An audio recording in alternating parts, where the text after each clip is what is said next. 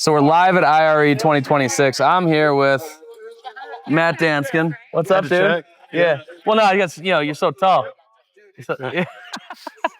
We'll hang out.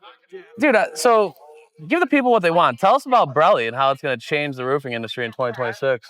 So Brelly recently acquired Building Experts Institute, so that it has all of its intellectual property. But even before that, Brelly is a AI system that has deep context. So I know there's a lot of different like marketing AI and autoresponder AI and all that sort of stuff right now, or even just generalized LLMs. Brelly's purpose-built for insurance claims. So it allows you to have unlimited context, which is kind of crazy. Mm-hmm. If you use ChatGPT or Grok or any of them, it's going to give you a limited context window. So if you upload more than maybe 10 documents, it can't handle anymore. And it's not accessing all that information, which in an insurance claim can be really important. If you need to know not only what the policy is and what the building codes are and what your estimate is and what their estimate is and construction practices and the laws and the conversations that have happened and timeline of events and all these things in context, those other systems just crumble and don't work. And Brelly is absolutely pioneering that space. What led to the inception of Brelly? So Brelly was actually started by Tobias Patch, as well as Reed Stevens, who's kind of the lead developer. And Tobias was working as a claims adjuster, and he's been a public adjuster, a contractor. He was working as a claims adjuster and saw that policyholders weren't going to get the help that they needed. And with the emerging tech that's come with AI, there was finally the ability for a computer to be able to handle that complicated of a situation to make it really simple for even a policyholder or their advocates. So obviously AI evolves rapidly and its capacity does as well, right? So what if tomorrow Gemini, you can upload unlimited context? What competitive advantage does somebody have by using Brelly and leveraging that in their process? Yeah, it's a great question. So with the way that Brelly is designed, it is very, like I said, purpose-built. And so it knows how claims work, not only the process of someone submitting an estimate or a supplement or arguing back and forth or understanding policy, but it understands the psychology of it. It understands the deep nuances. That's part of why BEI came on board, is to have the industry's leading intelligence and education to be able to guide this thing. Whereas generalized LLMs, yes, they have billions of dollars more than we do, right? But frankly, they don't have the focus on this specific problem to resolve this thing. They're really good at generalized tasks. Yeah. To do something very, very detailed and specific, it can't be wrong. Yeah. You can't, if you use ChatGPT or Grok or Gemini, it will get it wrong 10, 20% of the time. And stakes are high. You can't afford that. Yeah, you can't afford that. And if you're really, really smart and you might catch that, then great, but you can't put this in the hands of somebody who doesn't have decades of experience. With Brelly, you can. I would take somebody who's a sandwich artist last week with Brelly over somebody that's been doing this for 10 years. It's a strong claim. It is. Yeah, but I see that too, because, we get questions and comments about, things they plugged into AI, whether it's a client or someone, I know, like, it's saying this. And it's like, context is important, right? It's so critical. It's like, yeah, that's right under these set of conditions, and it's absolutely wrong here. Right. This is why this will absolutely bury you. And if you don't know to be able to decipher the difference, then AI can be more harm than good. Well, and doesn't AI through maybe it's not your experience, but through my experience, it has this insatiable need to validate whatever it is that you're asking. So, for instance, to make you happy. So yep. I'll ask it a question on something that I know is entirely wrong. I'm like, hey, I was thinking about doing this. Should I do it this way?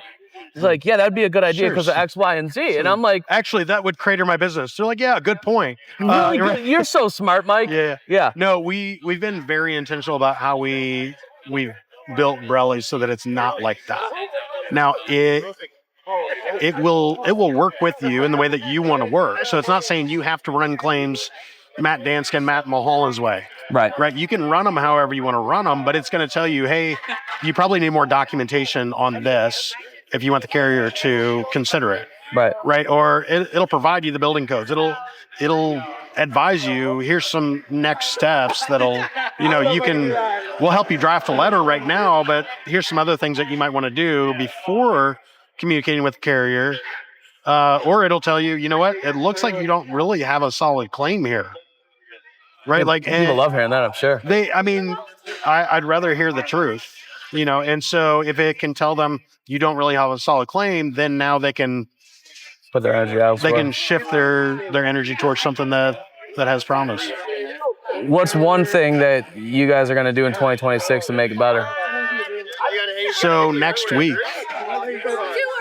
we're coming out with our version 4.0, which incorporates a new level of financials that allows our system doesn't write an estimate for you. We think there's a lot of good ways to write an estimate, right?